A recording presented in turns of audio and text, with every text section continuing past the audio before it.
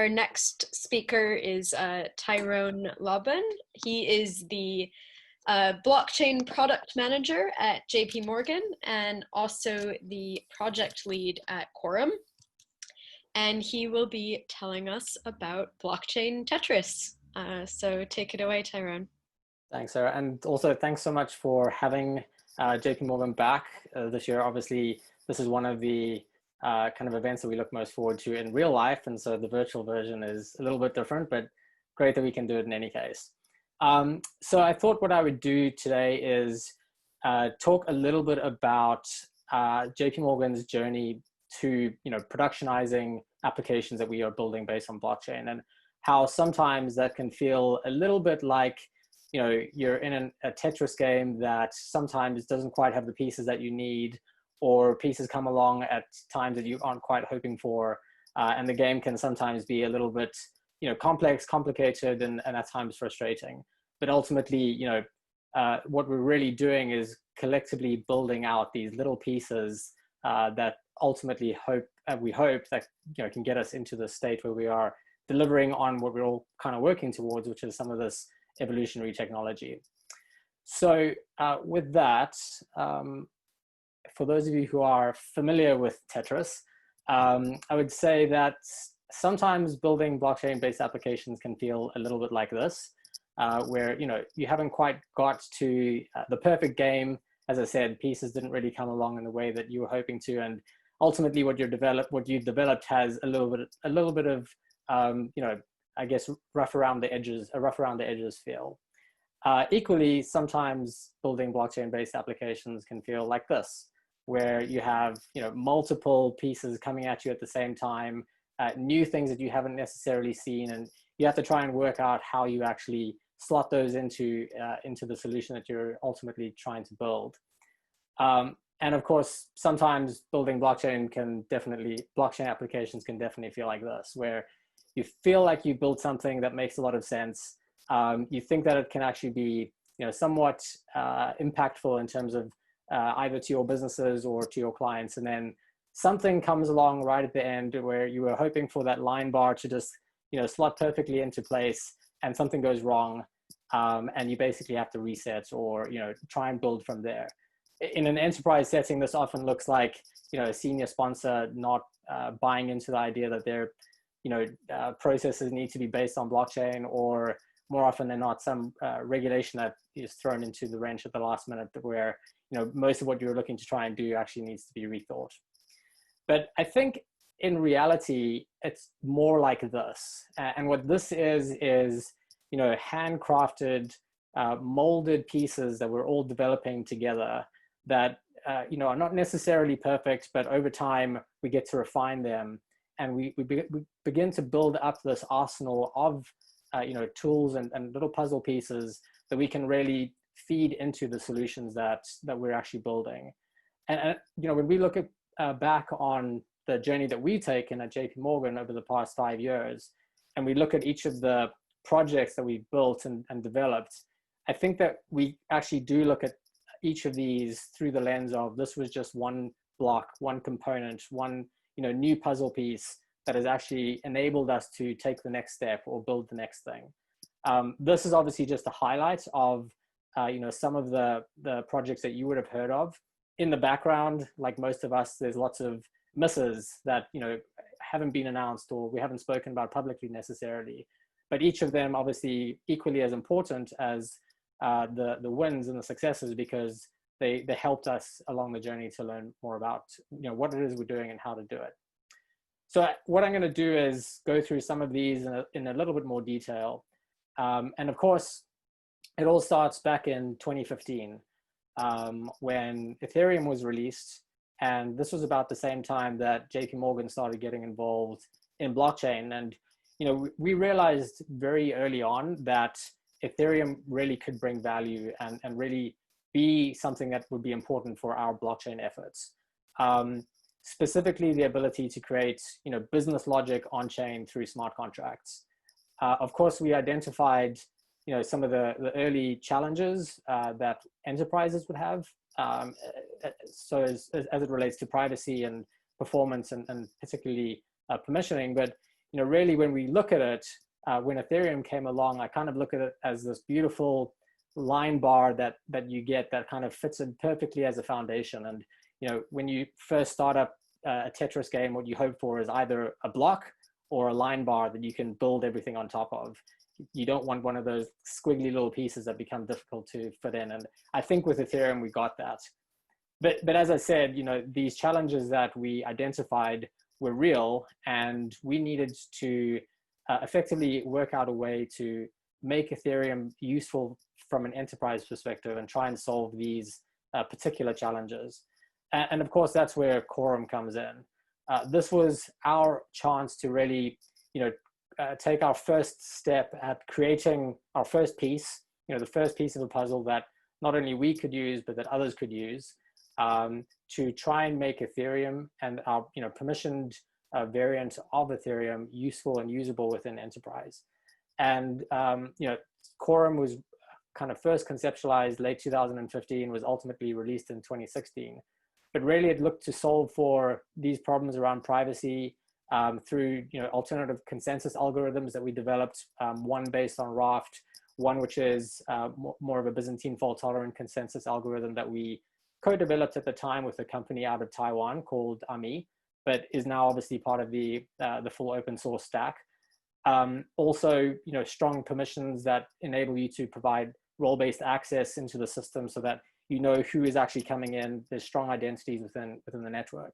These are things that were really important and are still important to us from an enterprise perspective. So this was our first foray into how we could help push along the envelope from a blockchain perspective. Then in 2017, as we had developed more applications internally on Quorum, but also as tokens became a thing. So if you remember, even though the ERC20 token standard was created in the back end of 2015, it was really only 2017 that tokens started to become a thing. We realized that we actually needed an alternative way to manage privacy for token-based transactions. We needed something that ensured the mass preservation of the supply of those tokens, and also that there wouldn't be any double spending of those tokens. So we had to preserve privacy. And so we partnered with the Zcash company at the time to try and port their Zero Cash protocol into Quorum.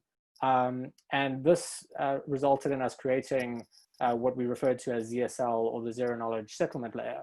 It really was the first time that zero knowledge proofs had been used in an Ethereum-based context, and certainly in a permissioned-based context as it relates to blockchain. And so, this work was really foundational for a lot of the later zero knowledge work that we did. One of which came also in 2017 when we were doing a project with the Monetary Authority of Singapore. This project is called Ubin.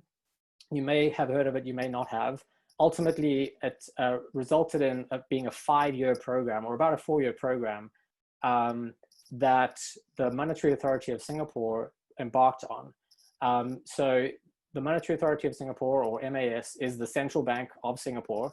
And their goal was really to work out whether blockchain could be useful as a means of providing their Singaporean payment systems rails. Clearly, from a central bank perspective, they are in charge, they have the ultimate oversight of that particular infrastructure, but they were very interested to understand whether blockchain could provide better redundancy and resiliency than what a centralized system could do. And so one of the phases that we went through with the Monetary Authority of Singapore was what we refer to as Ubin Phase 2. This was MAS really trying to understand whether the functions that they perform as a central bank, specifically around ensuring the correct payment flows are happening, ensuring that they're resolving any, what they refer to as gridlocks in the system, which is ultimately, when someone needs to make a payment to someone else, but can't because they're waiting for funds, from a third party, how they go about resolving that, not in a centralized way, but in a decentralized way. And so we realized that the privacy solution that we had within ZSL was somewhat cumbersome and not quite fit for purpose. And so actually at about the same time, Christian Lindquist, who was at Consensus, published a blog post on how you could implement zero knowledge proofs in Ethereum as a native precompile. And so we actually went and wrote that precompile. We wrote the generator circuits and the proving circuits off chain, and we effectively created an on-chain verification that we could use to close the loop on this multilateral netting solution that we had created for the Monetary Authority of Singapore. That resulted, as I said, in a slightly modified version of what we had originally started with, but again was an important stepping stone for us on our overall kind of zero knowledge journey. 2017 was a busy year for us. The other thing that we were doing at the time was trying to really get ahead of this idea of tokenization. And you know, I credit Christine Moy, who obviously leads the blockchain team at JP Morgan at the moment, for really bringing this project into life. Also ahead of the whole ICO boom in 2017, which kind of happened towards the back end of the year. But this was us very early on in 2017, trying to see whether we could take this idea of tokenization and see if we could tokenize real world securities that could be, you know, placed on a blockchain.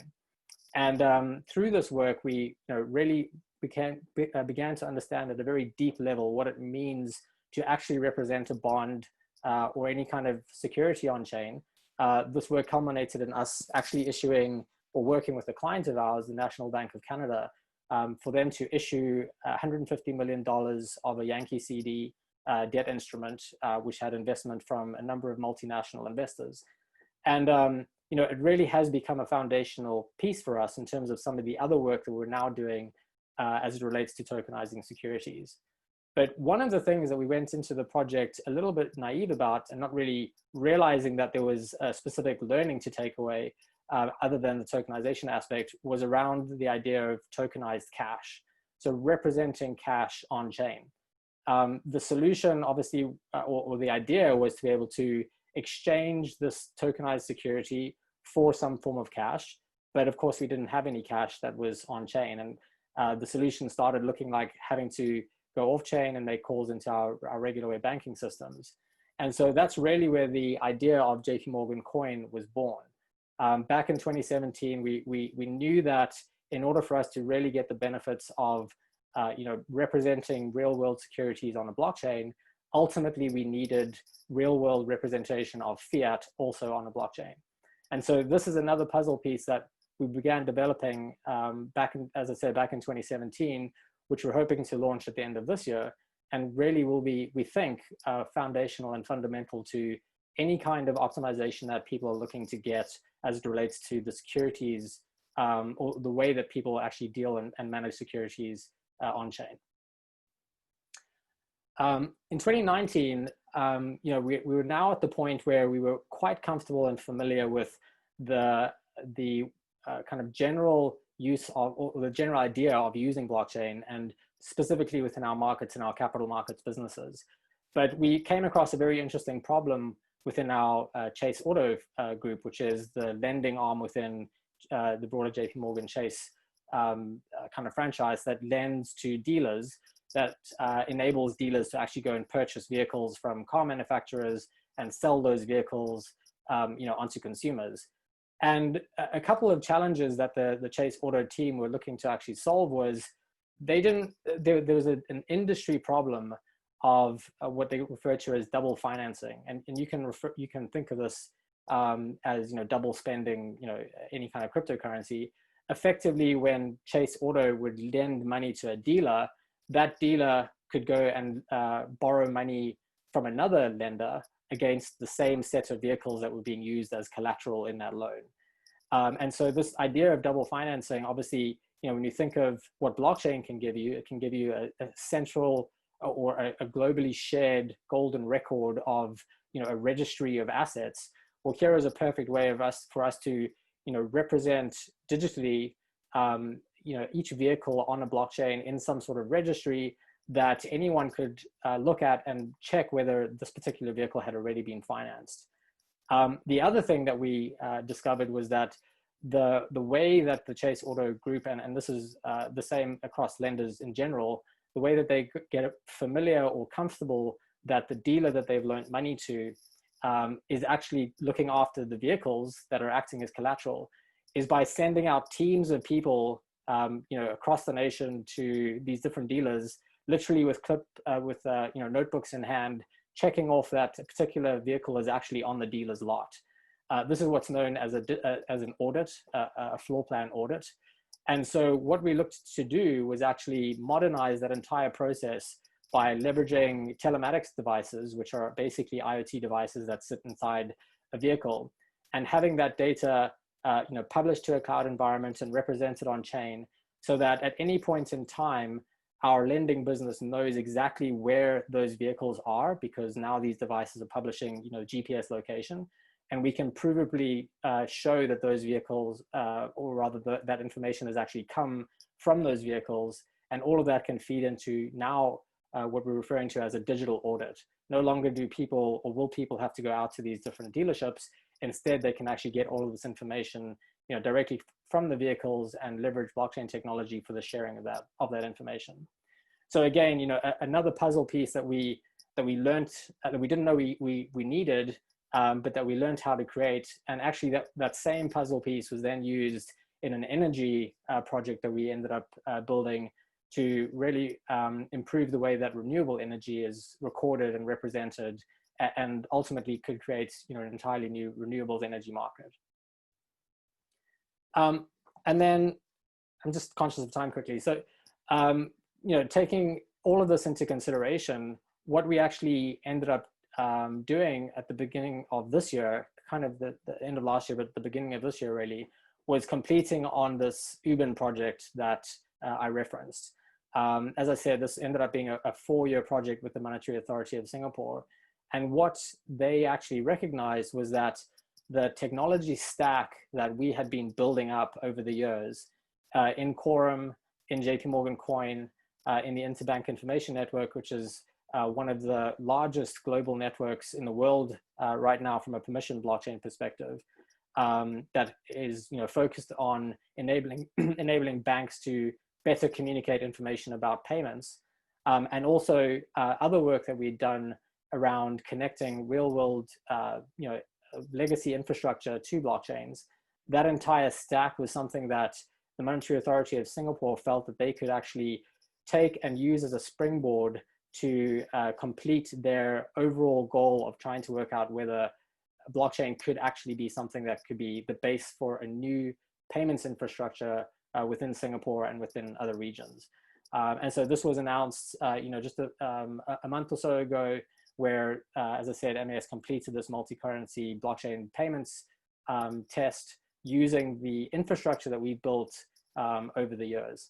And so this was a real a real coming together moment, both for ourselves and MAS, as we've gone on this whole journey, recognized the early problems that we thought that were kind of insurmountable at the time. But as I said in that first picture, ultimately what you end up doing is handcrafting these solutions that you can now actually use in real world production applications, like what the MAS are now looking to actually develop.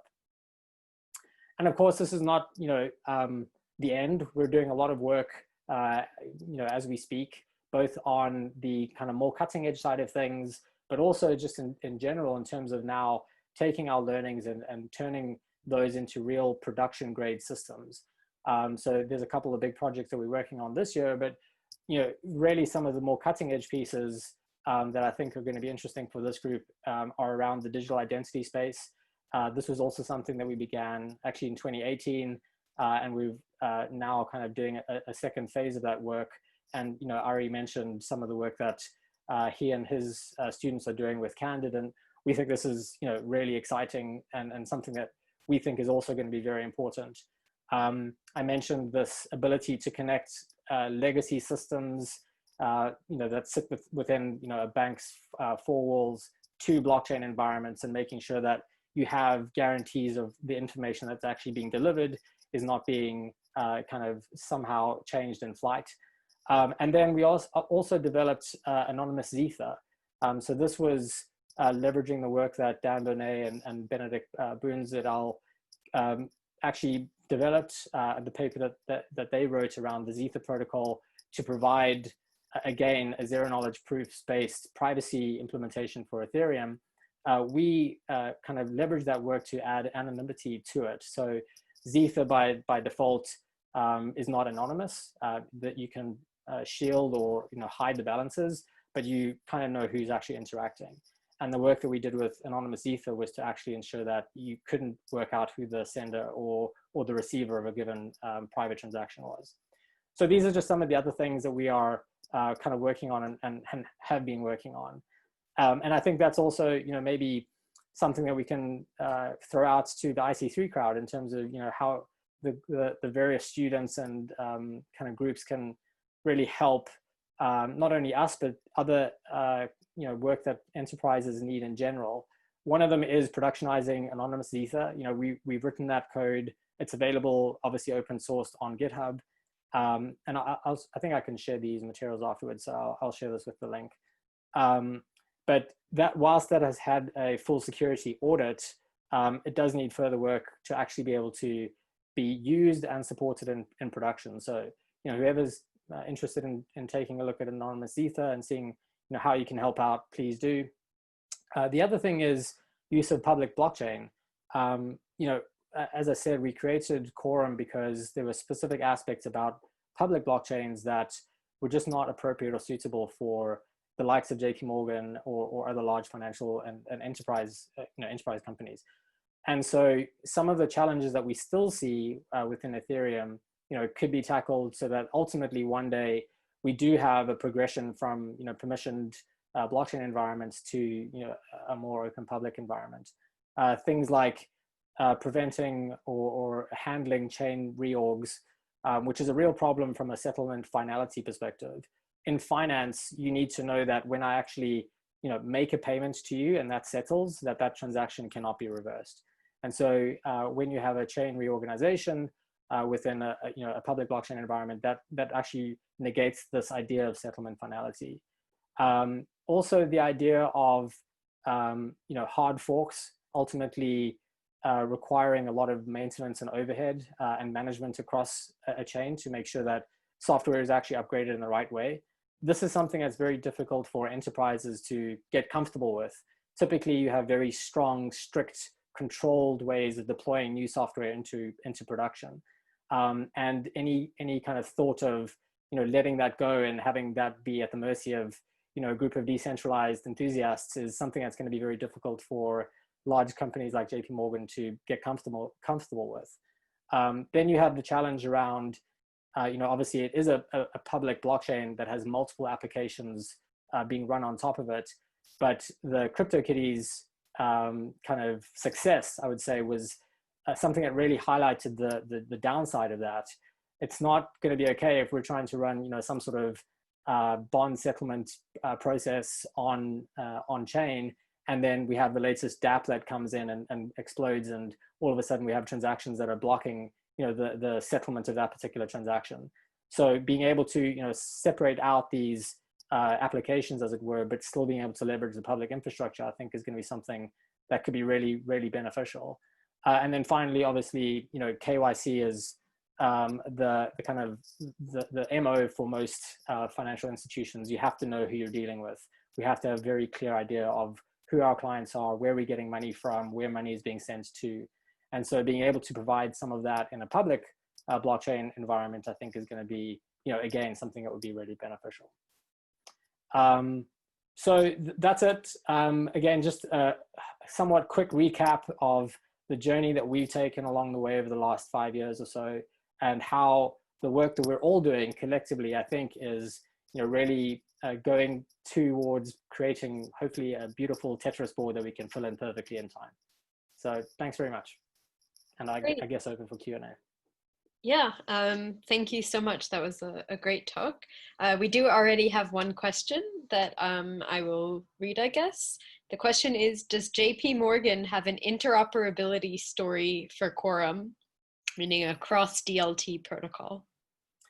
It's something that we've actually talked about for a long time.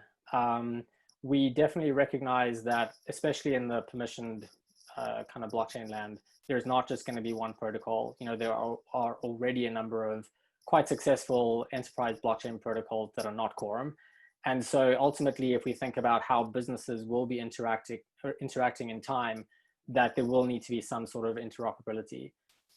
Actually, one of the phases that we did as part of Ubin, which turned out to be phase 3, was specifically around proving that we could do a cross-chain atomic swap between a quorum blockchain and a Corda blockchain.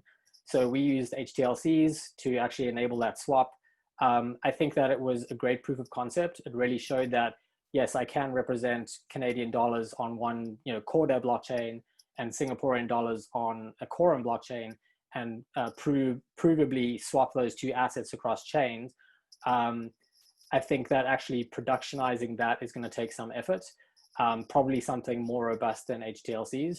And that's actually a great question. Thank you. I should have added that into the list of things where IC3 can really help out with. So these types of problems we've looked at, we know that they're needed, but I think productionizing them from our perspective is not in our clear or immediate set of priorities, because we are currently building on Quorum. Okay, I don't see anyone with their hand raised, so maybe I'm going to ask a little question. So, I mean, I really enjoyed hearing about kind of the building blocks, but then also a few of the applications. So this is like the Chase Auto application. I'm wondering, looking forward, what you're sort of seeing in terms of other potential applications that could be supported, especially with some of these new building blocks. Yeah, so actually, and I'll talk a little bit more about the Chase Autos project specifically. I think what we see is that, this digital audit app that we are focusing on now, which, as I said, aims to kind of, bring into the modern age this idea of auditing vehicles, is really just a starting point.